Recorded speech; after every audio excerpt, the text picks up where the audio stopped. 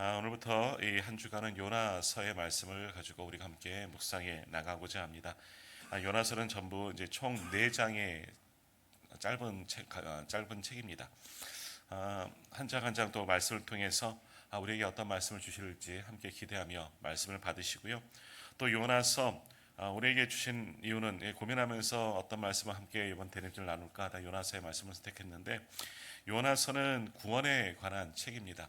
사실 이 니느웨, 그러니까 아수르의 수도가 니느웨인데, 니느웨에 대한 선포, 하나님의 말씀을 선포하는 선지자는 2명이 있었습니다. 요나가 있고 이제 좀 뒤에 나오면 나홈이 있습니다. 나홈과 요나 선지자가 이 니느웨에 하나님의 말씀을 선포하는 선지자인데, 오늘 말씀에도 나오는 것처럼 니느웨의 악독이 가득하여서 그 땅을 심판하시겠다는 하나님의 말씀을 선포하는 책이 이 요나서이고 나홈서입니다. 그러나 조금 다른 책은 요나는 니느웨의 구원에 대한 말씀을 선포하는 책이고, 또 나홈은 정말 완전한 심판. 그래서 나홈서에 보면 피성이여라는 그런 말이 나오는 것처럼 하나님의 심판을 받아서 멸망하게 되는 그런 것을 예언하게 되는 것이 나홈서입니다. 그러니까 요나서는 하나님의 구원, 만민을 구원하시는 하나님의 뜻이 기록된 책이 바로 요나서이죠. 이 한 주간 요나서의 말씀을 묵상하면서 예수께서 이 땅에 오신 이유는 뭡니까? 모든 만민을 구원하시기 위해서 어느 한 사람, 바로 나이긴 하죠. 나를 구원하러 이 땅에 오신 것도 있지만 모든 인간들, 모든 인류를 구원하기 위해서 바로 우리 가운데 오신 것, 만민 구원 사상이죠. 그것을 우리가 본받으면서 기억하시면서 요나서도 바로 그 하나님의 계획, 하나님의 은혜가 담겨진 책이다 하는 것을 우리가 깨닫고 요나서의 말씀을 함께 묵상해 나가고자 합니다. 자, 오늘은 전체적인 이제 서론에 대한 말씀으로 요나에 대해서 우리가 잠깐 묵상하고자 하는데요. 자, 우리가 보통 우리가 어제도 잠깐 말씀을 나누었지만 이 선지서, 예언서가 있습니다. 이사야부터 대예언서와 소예언서로 그렇게 나눌 수가 있는데, 단지 대예언서는 위대한 선지자이기 때문에 대예언서, 소예언서는 그렇지 않아서 소예언서 이렇게 나누는 것은 아니고, 분량 때문에 보통은 그렇게 나눕니다. 이사야, 예레미야, 에스겔, 다니엘 같은 경우, 다니엘은 조금 짧기는 하지만 이런 등등은 분량이 좀 많고 열방에 대해서, 모든 나라에 대해서 골고루 선포하기 때문에 대예언서다라고 그렇게 표현하고 있고요. 이 요나서를 비롯한 12개의 선지서는 분량이 좀 짧습니다. 그리고 선포되어지는 나라도 이제 한 나라 정도로 국한되어져 있기 때문에, 그래서 소예언서다, 작은 예언서다라고 그렇게 표현해서 12개의 예언서가 담겨져 있습니다. 결국 이 모든 예언서는 하나님의 말씀을 선지자를 통해서 선포하는 말씀, 하나님의 경고의 말씀들이 담겨져 있는 것이 바로 예언서의 말씀들인데, 그러다 보니까 여러 가지 예언의 말씀들을 여러 가지 다양한 방법으로 선포하고, 예레미야 같은 경우는 우리가 아는 눈물의 선지자이긴 하지만 자신의 몸으로서 어떻게 하나님의 말씀이 선포되어지는 보여주고 있고, 에스겔 같은 경우는 환상의 선지자, 이 환상을 통해서 우리가 잘 아는 마른뼈 환상 같은 이런 환상을 통해서 하나님의 말씀을 선포케 하십니다. 성전 환상도 보고 여러 가지 환상의 모습을 보면서 하나님의 말씀이 이렇게 임하겠구나 라는 것을 보여주고요. 다른 선지자들도 마찬가지로 말씀으로 주로 선포를 하지만 하나님의 말씀이 깊은 뜻이 있습니다. 딱 이거다라고 말씀하다기보다는 여러 가지 상황들을 이야기하면서 말씀하기 때문에 선지서의 말씀들을 묵상하기에 그렇게 우리가 쉽게 이해하기 쉬운 그런 책은 아닙니다. 소위 성경 읽을 때에도 좀 어렵다, 설교할 때도 좀 어려운 부분들이 많다라고 그렇게 생각하는 경우가 많습니다. 그러나 이 요나서만큼은요, 읽을 때마다 이제 피노키오 동화 같은 것이 생각나죠. 비슷한 것이 피노키오가 고래 뱃속에 들어간 것처럼 요나도 그런 장면들이 있기 때문에 조금은 어떤 요나의 간증 같은 이야기, 요나가 경험한 이야기들을 선지 바탕으로 기록된 선지서가 이 요나서이다라는 겁니다. 하나의 어떤 쭉 요나의 인생에 있었던 이야기, 스토리를 가지고 기록한 것처럼 보여지는 책이죠. 그래서 다른 선지서와는 조금 다르게 우리가 좀 말씀을 보기에도 쉬운 책이 요나서이다라는 겁니다. 그래서 요나서를 또 한편으로 우리가 생각할 때 요나라는 선지자, 다른 선지자와는 달리 좀 가볍게 여기는 경우가 있습니다. 왜 그렇습니까?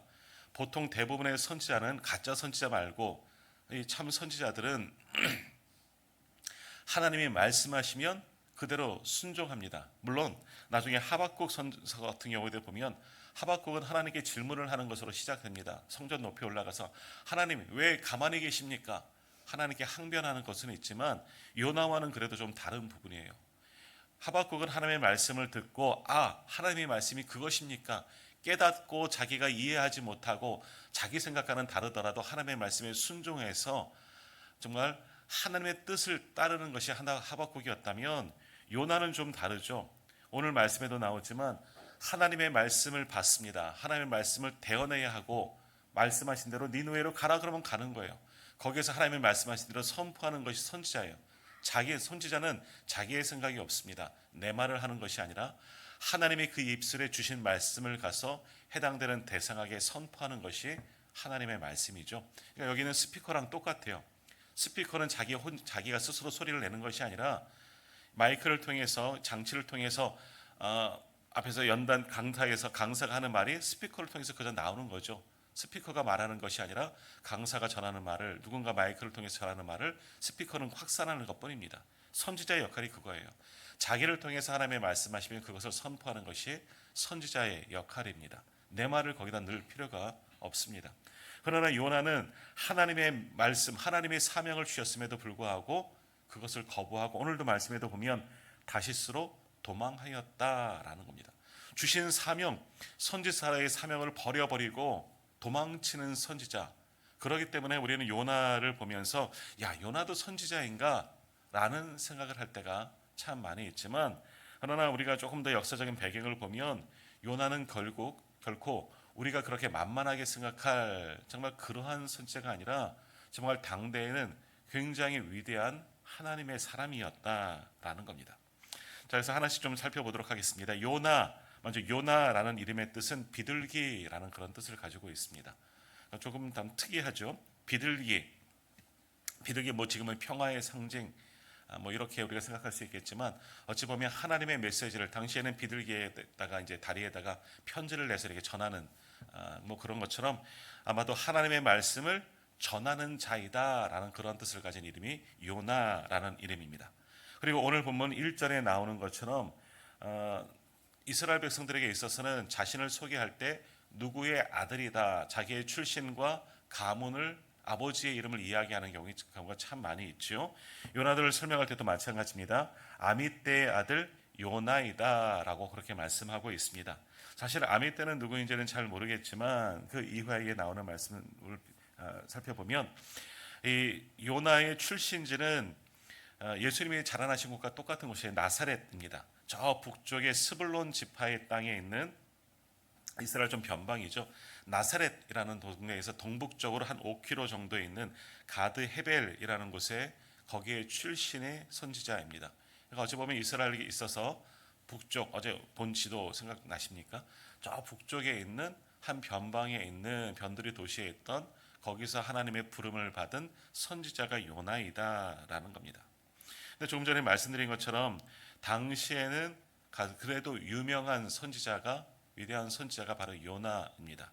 엘리야보다 한 세대 정도 뒤에 활동하던 그런 선지자입니다. 또 엘리야는 모든 선지자들의 대표격이죠.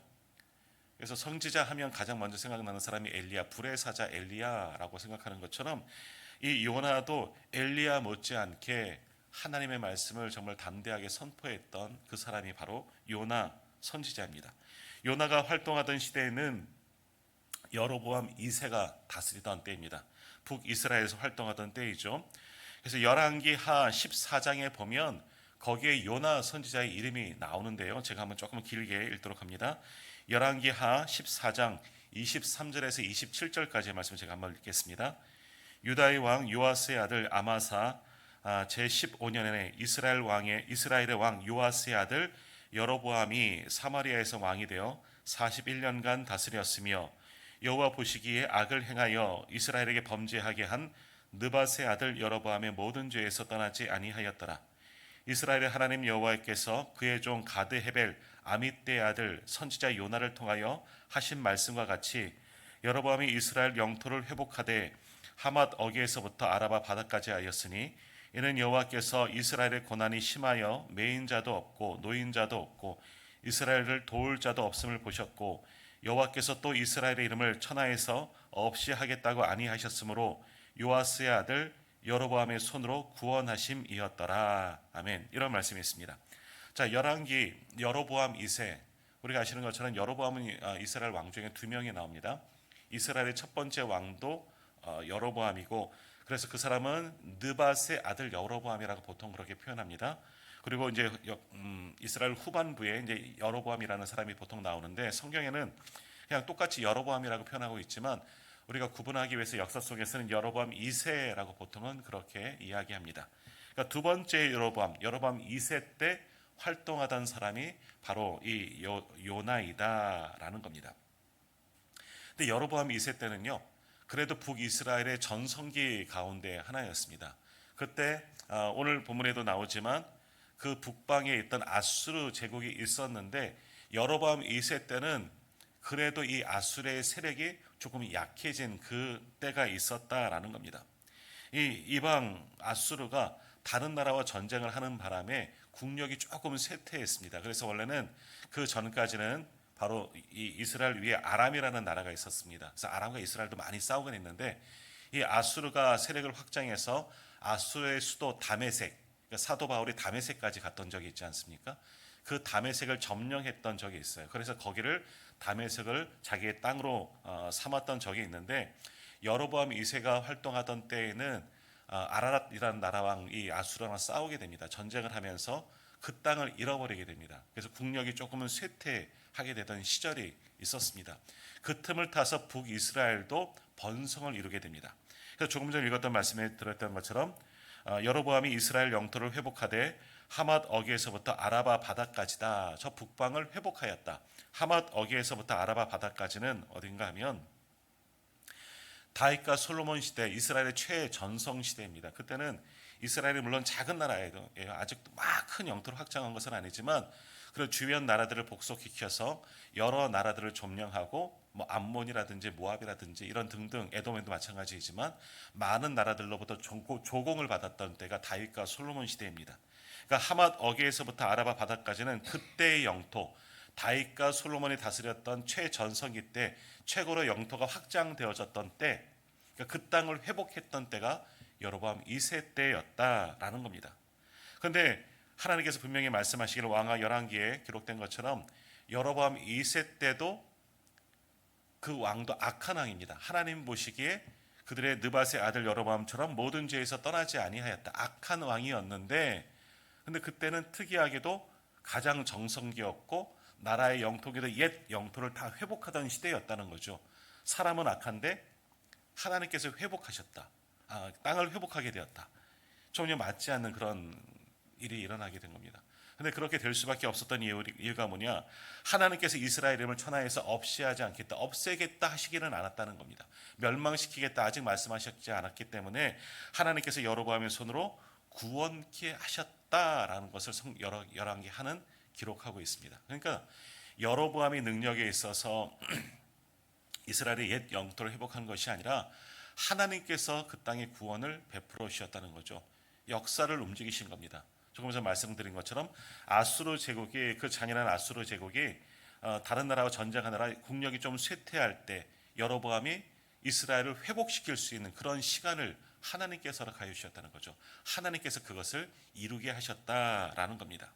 자, 그런데 이것을 단순히 역사 속에서 그것이 이루어졌는데 이것을 먼저 선포한 예언자가 누구냐? 바로 요나였다는 겁니다. 요나가 북이스라엘에 하나님께서 이 땅을 구원하기 위해서 바로 이 옛 영토를 회복하게 하실 것이다, 하나님의 말씀을 대언했던 사람이 바로 요나 선지자였다라는 겁니다. 자, 근데 이게 무슨 큰일이냐? 아주 대단한 일입니다. 왜냐하면 당시 여로보암 2세 때에는요, 왕으로부터 백성들까지 하나님의 말씀을 듣는 자가 없습니다. 아무에게도 하나님의 말씀이 임하지 아니하고 하나님께 예배하지 아니하고, 뭐 하나님도 섬기겠지만 우상도 섬기고, 모든 백성들이 우상 숭배자였습니다. 북이스라엘은 처음부터 시작할 때부터 느밧의 아들 여로보암이 나라를 세울 때부터 금송아지 우상을 만들고 우상 숭배하는 국가가 되어버리고 말았다는 거죠. 그 이후로 모든 왕들이 다 악한 왕입니다. 악했다는 것은 잘못을 했다는 것이 아니라 하나님을 떠나 말씀을 붙잡지 않고 우상을 섬기며 하나님 보시기에 악한 일을 행했다는 거죠. 그러니까 여로보암 때도 마찬가지입니다. 여로보암 2세 때에도 똑같이 왕으로부터 모든 백성들이 우상을 섬기는 자들입니다. 하나님을 섬기는 자가 없습니다. 그런데 그러한 땅 시대에, 그러한 나라에 왕으로부터 모든 백성들이 하나님을 떠나 있던 그 시대에 하나님의 말씀을 누가 듣게 되느냐? 요나 선지자만은 하나님의 말씀을 듣고 그것을 전하는 선지자로 하나님께서 사명을 주셨다는 겁니다. 모두 다 악한 무리들 가운데 살고 있지만 요나는 그렇게 하나님의 말씀을 받을 수 있고 전할 수 있었던 것은 그 사람들 같지 아니하고 요나만은 올곧게 하나님을 섬기는 사람이었다는 거죠. 저 북쪽에 변두리 변방에 살고 있지만 그들 그 속 가운데 그 사람 속에서 다른 사람들은 악한 길로 가고 우상을 섬기고 하나님을 떠나 있음에도 불구하고 요나만은 하나님을 향한 믿음을 지키고, 이제 우리가 요나 1장 이후의 말씀들을 우리가 묵상하면서 보겠지만 다른 사람들은 다른 신을 다신을 섬깁니다. 많은 우상들을 섬김에도 불구하고 요나는 유일하신 하나님만이 참신이다, 하나님만을 인정하고 하나님만을 경외했던 사람이 요나였다는 거예요. 그러니까 모든 사람들이 하나님을 믿지 않습니다. 악한 자여. 그러나 요나만큼은 하나님을 섬기는 사람이었다. 그러니 하나님께서 그를 들어 사용하시고 그를 선지자의 사명을 주셔서 하나님의 말씀을 선포하게 하셨다라는 겁니다. 그러니까 요나는 대단한 사람, 바로 위대한 하나님의 선지자예요. 우리가 생각하는 것만큼 요나서를 통해서 보았던 것처럼 그저 형편없는 선지자, 하나님의 말씀을 받았음에도 도망친 사람, 또 니느웨에 가서 대충 하나님의 말씀을 선포하는 사람, 오늘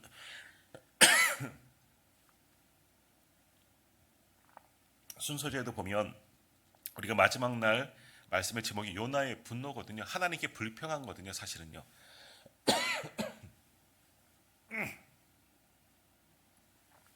이 모든 것들을 통해서 요나는 별로 보잘것없는 선지자구나라고 생각할 수 있겠지만 결코 아니라는 거죠.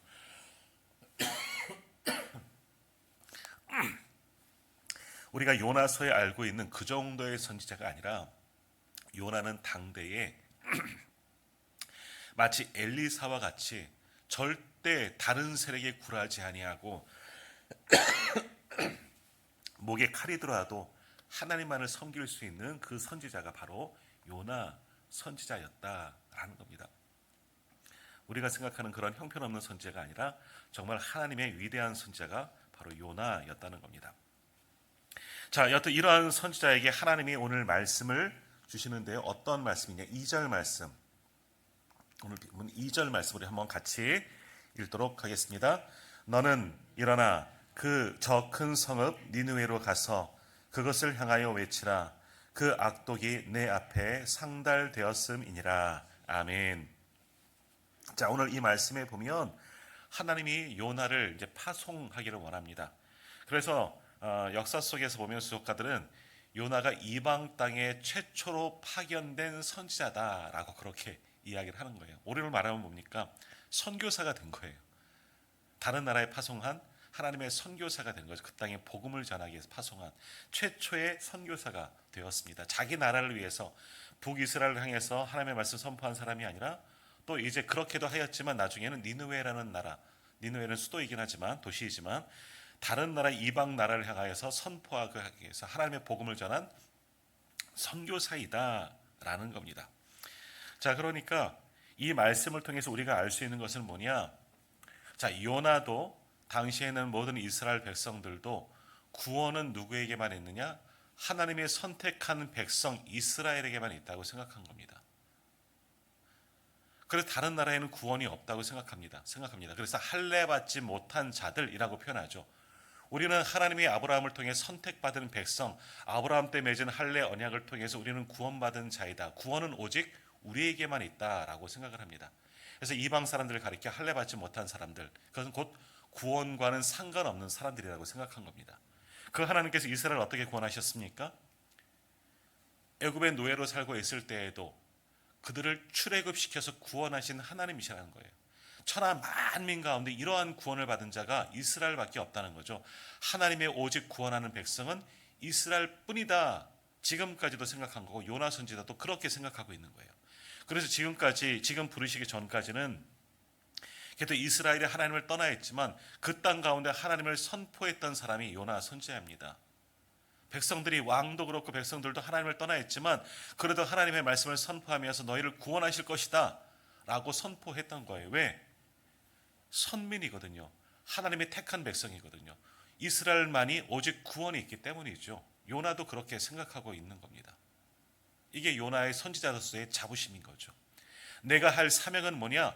내 백성 하나님의 선택한 이스라엘을 구원하기 위해 하나님께서 나를 사용하셨으니 나를 쓰셨으니 나는 목숨을 걸고서라도 하나님의 말씀을 붙잡고 이 땅 가운데 이스라엘 백성들에게 하나님의 말씀을 선포하는 것이다. 이게 내 사명이다. 이렇게 알았던 사람이 요나라는 거예요. 그래서 여로보암 2세 때 열왕기하 14장에 나오는 것처럼 하나님이 구원하심을 선포했다는 겁니다. 그것을 믿고 그것이 자기의 사명임을 알고 그렇게 담대하게 선포했던 거죠. 그리고 자기가 말한 것대로 이루어졌어요. 하나님이 여로보암 왕 시대에 아수르의 세력을 약하게 하시고 저 북녘이 잃어버린 땅을 다윗과 솔로몬의 시대에 그 땅을 다 회복했거든요. 내가 말하였더니 내가 하나님의 말씀을 선포하였더니 그것이 이루어졌어요. 얼마나 자기도 뿌듯하겠습니까? 그러니까 그랬던 선지자예요. 그러니까 선민 사상으로 가득한 하나님의 구원은 오직 이스라엘에게만 있다. 유일하신 하나님은 이스라엘만 선택하셨다.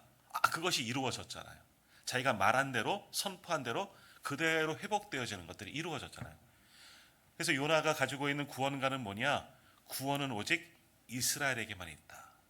지금으로서로 보면 굉장히 편협한 구원론을 가지고 있습니다. 그러나 당시에는 남쪽에 있는 유다 백성들도 마찬가지고 모든 이스라엘 사람들은요, 구원은 오직 이스라엘에게만 있다라고 생각하던 그 시절입니다. 그 시절에 하나님께서 그 땅에 구원을 선포하는 요나를 세우셨고 그가 선포한 대로 그것이 이루어진 겁니다. 요나 생전에 이루어지게 된 거니 얼마나 선지자로서 큰 자부심과 그런 것들을 가지고 있지 않겠습니까? 내가 말한 대로 내가 선포한 대로 하나님의 말씀이 내 시대에 이루어졌을 얼마나 마음도 뿌듯합니까? 더욱더 담대하게 하나님의 말씀을 선포할 수가 있었던 거죠. 하나님이 하신 말씀대로 그대로 선포했던 그것이 이루어졌어요. 그런데 어떤 말씀이든지 주시면 내가 선포하면 이루어지는 거예요. 얼마나 이 프라이드가 강하겠습니까? 뿌듯하고 사명이 넘쳐나고 그러겠습니까? 자, 근데 그러한 요나에게 또 다른 하나님의 말씀이 선포되어지는데 그것이 바로 오늘 본문의 말씀인 거예요. 너는 일어나 저 큰 성읍 니느웨로 가라라는 거예요. 그리고 그들을 향하여 외치라. 그 악독이 내 앞에 상달되었다. 이어지는 말씀 뭐겠습니까? 내가 그들을 심판하겠다. 가로치고 반대로 구원하겠다라는 거예요. 그러니 요나가 의심을 품은 거죠. 오늘 본문의 제목입니다. 왜요 하나님? 왜 거기를 가야 합니까? 하나님, 나는 하나님의 선택하신 백성 이스라엘을 구원하기 위해서 파송한 사명을 주신 선지자인데 왜요 하나님? 내가 왜 저 이방 나라로 구원받지 못한 할례받지 않은 저 이방을 향하여서 하나님의 말씀을 전해야 합니까? 요나가 이해하지 못한 거죠. 자신의 구원관이 깨지는 거죠. 그리고 오늘 말씀에 보면 그들은 악독에 내 앞에 상달되었다. 죄가 관영해서 하나님 보시기에도 그들은 다 죄인이다 말씀하심에도 불구하고 하나님 나를 보내시는 이유는 뭡니까? 결국 그들을 구원을 위해서 보내신 것 아닙니까? 그래서 요나 4장에 보면 정말 하나님께서 재앙을 내리지 않는 것을 보고 요나가 굉장히 매우 싫어하고 성냈다 말씀합니다.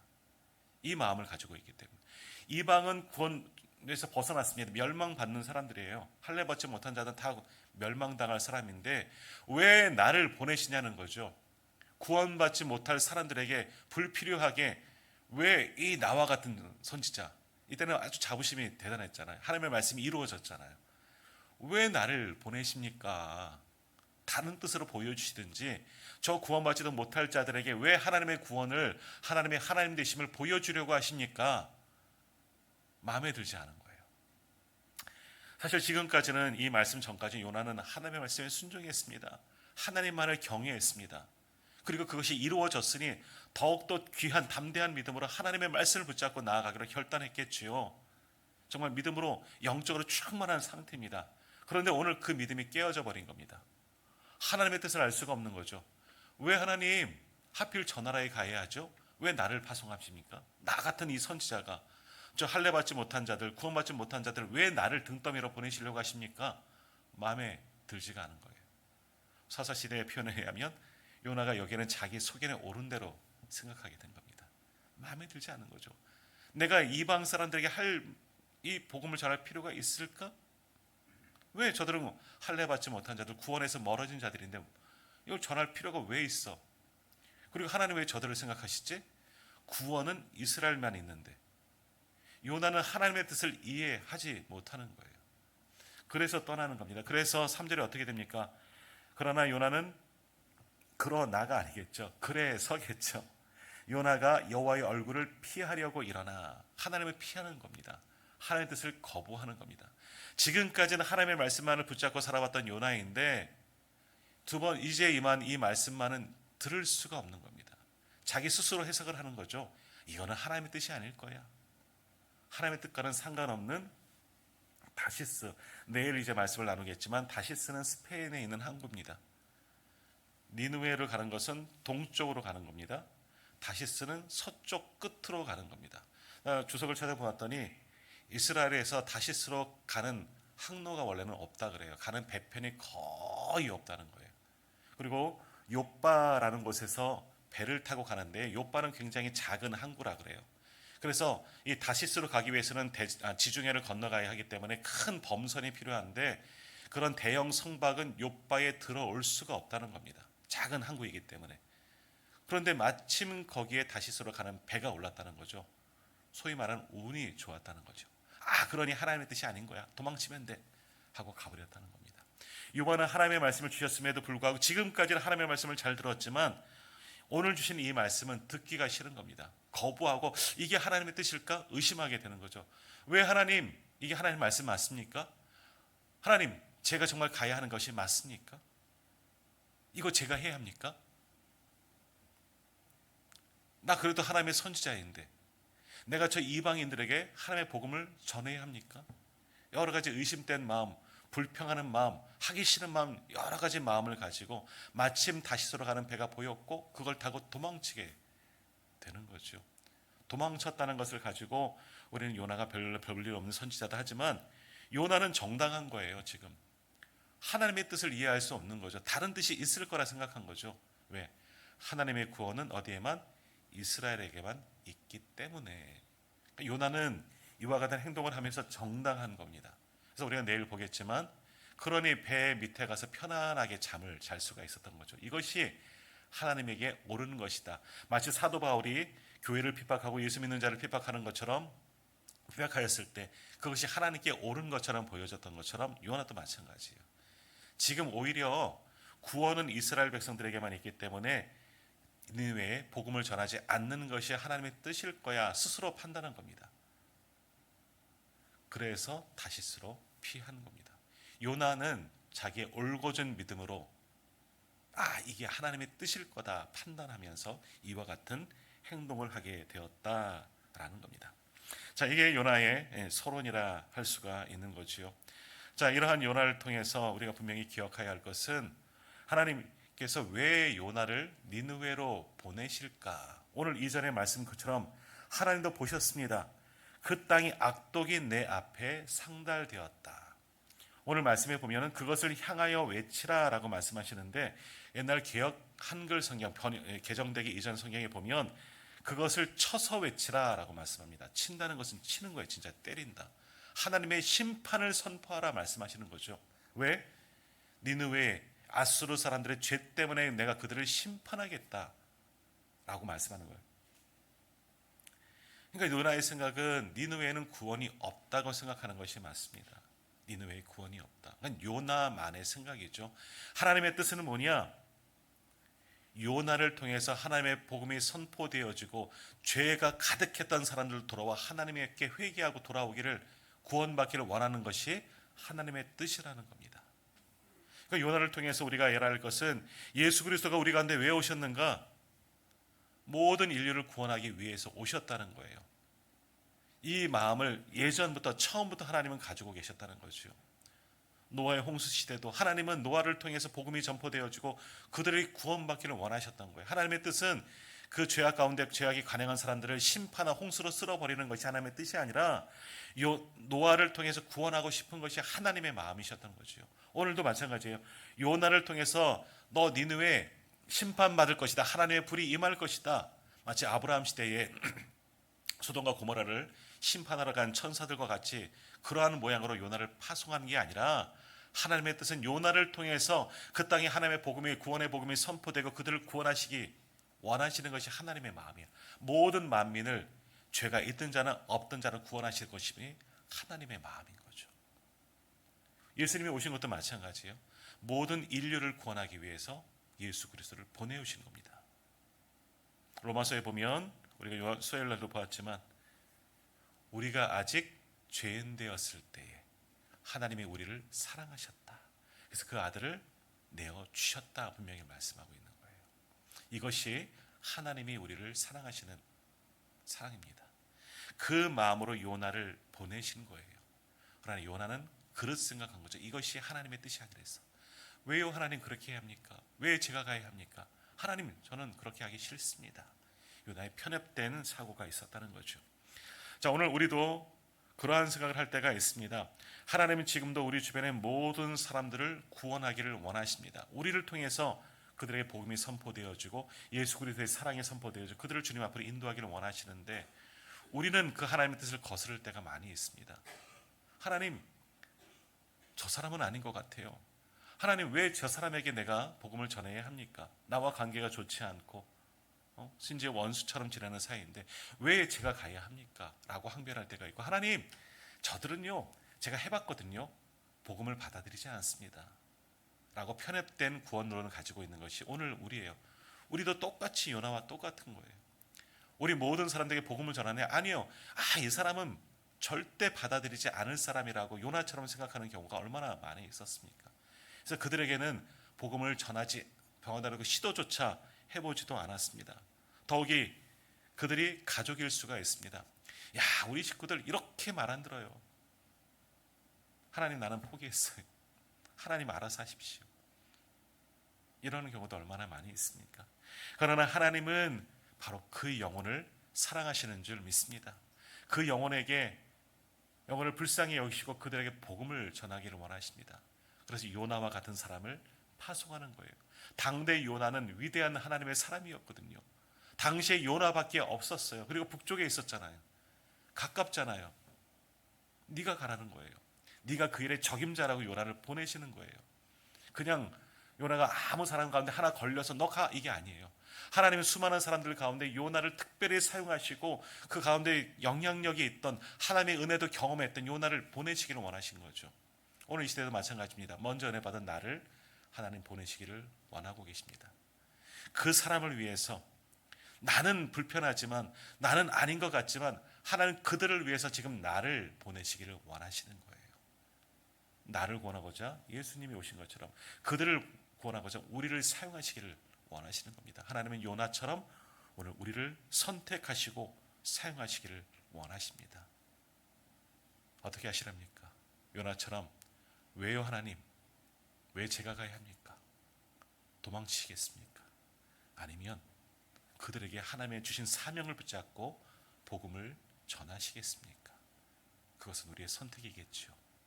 깊이 한번 묵상해 보시며 어디로 가야 할지 바라기는 주와 복음을 위해서 악골골짝 빈들까지 갈 수 있는 저와 우리 모든 성도님들 되시기를 간절히 소망합니다. 기도하겠습니다.